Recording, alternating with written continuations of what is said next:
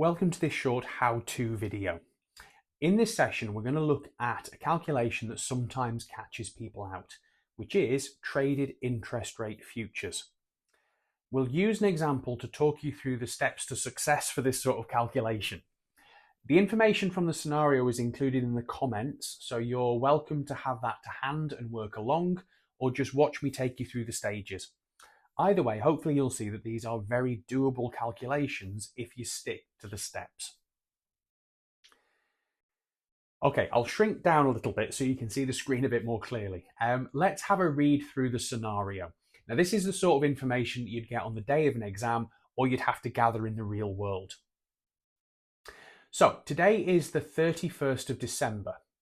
Our UK-based company needs to take a loan of £3,150,000 on the 31st of March for 6 months. Interest rates are currently 1%, and we're worried that rates will rise between now and March. March 3-month traded futures are priced at 98.90 and have a standard contract size of £500,000. Assuming that on the 31st of March, when we take the loan out, interest rates are 1.25% and futures are priced at 98.75, calculate the 6-month cost of our loan if it's hedged using traded futures. So there's quite a lot of information with different dates and interest rates, which means I know it can look a bit daunting. Before we tackle the answer, there are a couple of things that you can notice from the scenario. First up, just make sure you're happy with the dates that things are happening. The loan is coming up in 3 months at the end of March. That's what we're trying to hedge. But the futures hedge itself is going to start at today's date, which is the 31st of December. Spotting that can help you understand what rates and figures to use as we progress through the stages. You'll also notice that we have the relevant details on the 31st of March for the futures. Now remember that futures are priced at 100 minus R, where R is the interest rate as a whole number. So if the interest rate's 3%, interest rate futures should be trading at 100 minus 3, which is 97.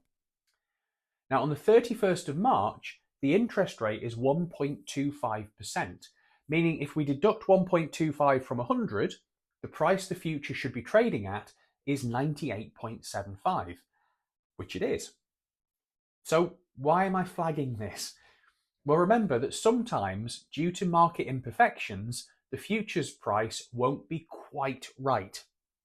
We could have had a trading price of, say, 98.6 on the 31st of March instead of that accurate 98.75. Now, if you see that, we call it basis risk. It's not a big issue for your calculations. We just use whatever price the futures are actually trading at. So there's no kind of big panic here. But if you see basis risk, all it means is that your hedge won't be perfect. In this case, there is no basis risk. So we should, in theory, be able to get a perfect hedge, as you'll see when we do the calculations. So for now, it's just something to bear in mind. Finally, remember that unless you're told otherwise, all the interest rates will normally be quoted as annual percentages. Okay, that's pretty much a given unless it specifically says otherwise. Now, let's jump into the calculations then and see how we get this to work. First things first, before we try and tackle the main calculation, we need to set the hedge up, always. There are 4 things that we need to identify from the scenario. First up, do we buy or sell futures on the 31st of December, today, in order to start off our futures hedge? The rule is if we're borrowing money, so if we're trying to cover the interest on a loan like we are here, then we sell interest rate futures today. If we're depositing money and we're trying to fix the interest rates we earn using futures, then we would buy futures today. So, because we're hedging a loan and borrowing, we sell futures today. By the way, the reason for this is to do with how companies often raise finance. So to borrow money, they would sell loan notes or debentures on the open market, whereas to save or deposit money, they would buy loan notes or debentures from other companies. The futures transactions always have to follow the direction of the underlying transaction being hedged. So in this case, if we're borrowing, we're selling debentures. So we have to sell futures now to hedge the transaction. Now, if you don't remember that, that's absolutely fine. You can always just learn the rule. Borrowing means we sell futures today, and depositing means we buy them today. So that's our first question. Do we buy or sell those futures today to start things going? Next up, what date futures do we need? Now, futures are for standardized amounts and standardized dates. So you may be given several possible dated futures to pick from. The rule is it's always the futures that are closest after the date of the transaction. In this case, our loan that we're trying to hedge is in March, so we need March interest rate futures. Now, as it turns out in this scenario, those are the only ones we have, but you never know. You could be given a list to pick from. Thirdly, what price are our chosen futures currently trading at? So we can see in the scenario that March futures are currently trading at 98.90 on the 31st of December. Now remember that they're priced at 100 minus the interest rate. So this price suggests that there's an implicit interest rate of 1.1%. So if on the 31st of December we choose these futures, we're trying to fix the interest rate on our loan in March at 1.1%. Our final bit of setup is to calculate how many futures contracts we need to cover our transaction. As well as being for set dates, futures are for set amounts of money. So in this case, in the scenario, we can see that each future covers £500,000 of loan. It tells us that is their standard contract size. Now remember, while it's not mentioned in the scenario, futures also always only cover a 3-month period. So to find the total contract, we need to take the loan that we are trying to hedge, so in this case our 3.15 million, and we divide it by the size of the futures contracts, which is £500,000. So that gives us 6 and a bit contracts. However, notice that our loan is going to run for 6 months when we take it out on the 31st of March. So to hedge the whole transaction, we need to multiply that 6 and a bit contracts by the length of the loan divided by 3 months. So 6 and a bit contracts will cover us for the first 3 months of the loan, but because it's a 6-month loan, we need to essentially double it up. So we're going to multiply by 6 months over 3 months. So our calculation here always is going to be, for interest rate futures, the amount of money we're trying to hedge divided by the futures contract size, multiplied by the length of the loan or deposit we're hedging in months, divided by 3. Now in that case, it gives us 13. Well, actually, it gives us 12.6. But remember, futures contracts aren't divisible, so we have to round to the nearest whole contract. And often you'll actually find that we always round up to the nearest whole number just to make sure that we are fully hedged.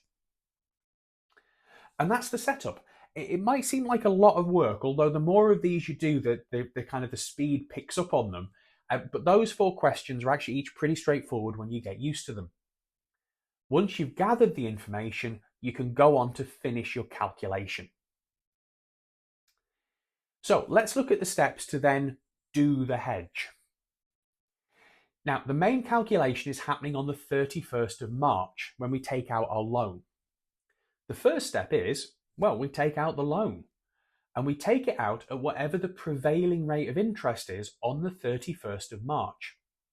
So our £3.15 million loan will pay an annual interest rate of, well, apparently on the 31st of March, interest rates are 1.25%. Now remember, that's going to be the annual amount that we pay. The loan is only running for 6 months, so we need to multiply by 6/12 of the annual charge. So what we're going to pay for that £3.15 million loan in interest in total, if you work it through, is going to be £19,688. Now, you might be thinking to yourself, but didn't we just hedge using futures? Well, yes, we did, but futures are a separate transaction. So we take out the loan as if nothing had happened. So that first step, we pretend we haven't hedged at all. Next up, we tackle the future itself. Now, I find the easiest way of doing this initially is to just look at one futures contract. Now, think back to our setup on the last slide. We said that to start the hedge off, we need to sell futures on the 31st of December, so today's date, because we were borrowing, and that the price they were trading at on that date was 98.90. So there's your first line. We've set that up already. We sold each futures contract at 98.90 back on the 31st of December when we started the hedging going. On the date of the transaction, so the 31st of March, the date we take our loan out, we have to close the future out by basically doing the opposite of whatever we started with. So because we sold futures on the 31st of December, we then have to buy them back on the 31st of March to complete the hedge. And we have to pay whatever they're trading at on the 31st of March. Now in this case, according to the question, this is 98.75. So there's our next line. We buy each future back at 98.75. Now, a little bit of mental arithmetic here. If we sold for 98.9 and we bought back at the lower price of 98.75, this means that we made a gain on each contract of 0.15. Okay, what does that mean? Well, the 0.15 is the annual percentage gain that we made, 0.15% on each pound we hedged using the futures.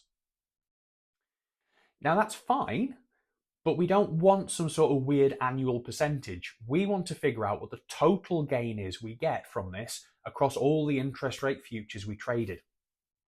So take your 0.15%, watch your decimal places on your calculator, and we multiply it by the number of contracts and the contract size. That will give you the annual gain we made in total. So 0.15% times 13 times £500,000. However, remember that futures only ever run for 3 months each. So if this is an annual gain, to get the gain we're actually going to get from these contracts, we have to multiply this figure by 3/12. Now, I know that the loan that we're taking out is for 6 months, but even if the loan we were hedging here ran for 120 months, we'd still multiply here by 3/12 because that's how long the futures themselves run for. So the total value of our gain when we work it through, so our percentage gain in this case, times the number of contracts, times the contract size, times always 3/12, gives us £2,438. We then set this off against the interest that we paid on the loan at open market rate, and that will give us our net position, which in this case, the net amount of interest, if you like, that we paid is £17,250. So that's the net interest that we pay on our 6-month loan after we've done the hedging. And you might think to yourself, is that good? Is that bad? Did the hedge work? It's always worth checking your answer to make sure, apart from anything, that you've not made any mistakes. Now, remember that we used futures in December that were priced at 98.90. And we said this meant we were trying to fix our interest rate at 1.1%, that 100 minus R, per annum. So the question is, did we achieve this? Well, we can work it out. We paid a net amount of £17,250 on our £3,150,000 loan. So if you divide the 17,250 by 3,150,000, you'll get an interest rate of about 0.55%. However, remember the loan only ran for 6 months. So to see the annual interest rate, you'd need to gross that up. You'd need to multiply it by 12/6. Essentially, the annual interest would be double 17,250. It would be, what, £34,500 if we'd run the loan for a full year. That would give you a figure of 0.011 or 1.1% per annum, which is what we were after. So we have a perfect hedge because there was no basis risk. So the prevailing interest rate when we took our loan out on the 31st of March was 1.25%. Thanks to our hedging, we've managed to essentially fix it at the lower 1.1% using those March traded futures. So they are fiddly calculations, but hopefully you've seen how if you just follow the set steps, they are doable and almost dangerously close to fun. I hope you found this video useful. If you have, please like the video and follow the channel. It'll help me put up more videos to help support understanding of key aspects of finance and strategy. And if you have been, thanks for watching.